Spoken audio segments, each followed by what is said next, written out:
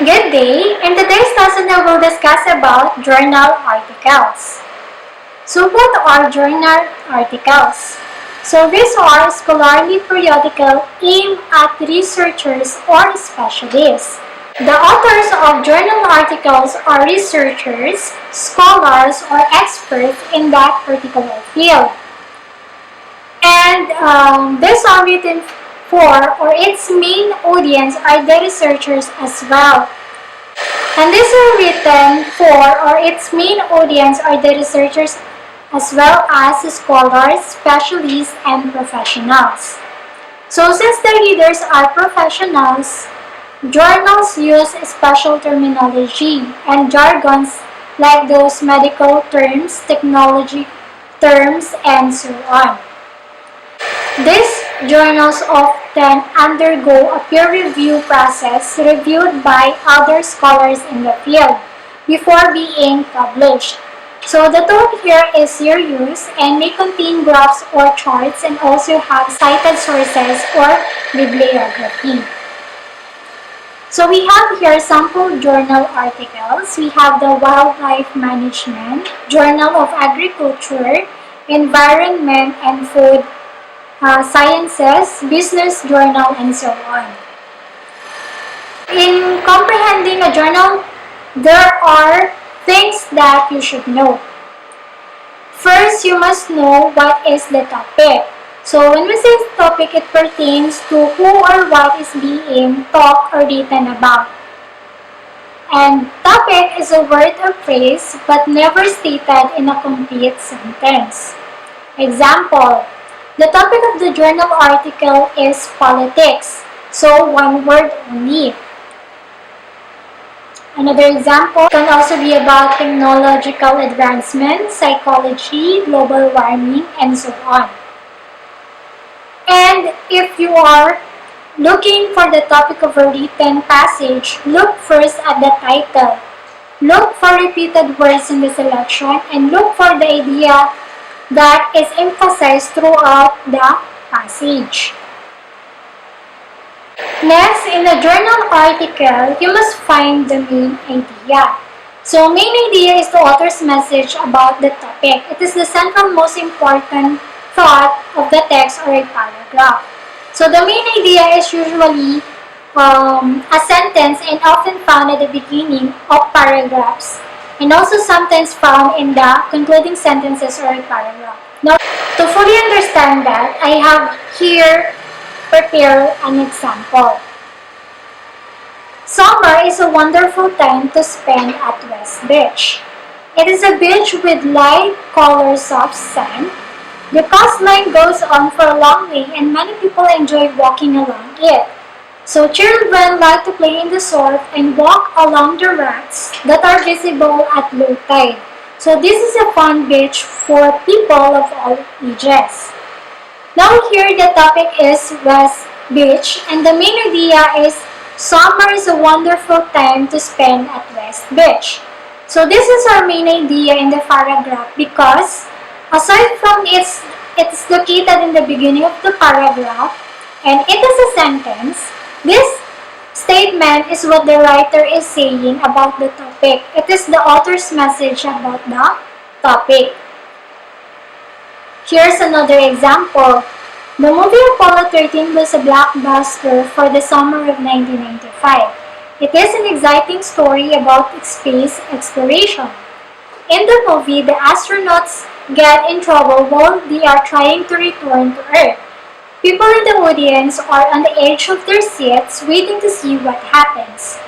What makes it even more exciting is that it is a true story. So in this paragraph, the topic is the movie Apollo 13. And the main idea is in the first sentence, which is Apollo 13 was a blockbuster for the summer of 1995. Again, it is the main idea because it is the author's message about the topic. We also have here the two types of main ideas. We have the stated main idea and the implied main idea. When we say stated main idea, it means the central idea is stated directly in the text or paragraph. You just have to repeat it. Example of this is those texts that I have shown earlier.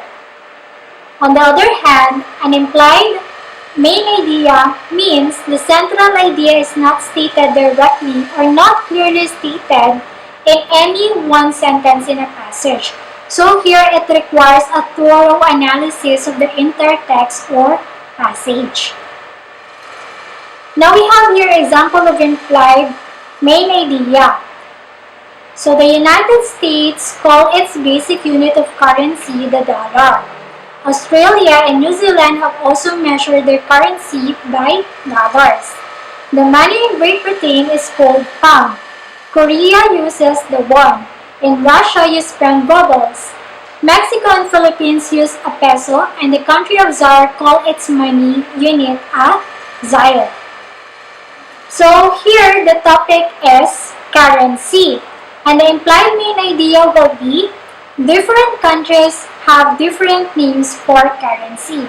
It is our implied main idea because although it is not directly stated in the passage, as you analyze and comprehend the entire passage, it serves as the central thought of the passage. You will know that it's the central idea of the passage based on the details provided within the entire passage. So, in Tagalog, the implied main idea is yung gustong iparating o ipahiwatig ng author. Another example of the passage with implied idea is this. We are often told, he who hesitates is lost, but we're also warned to look before you leap. Most of us have heard the saying, out of sight, out of mind. But then we heard, absence makes the heart grow fonder.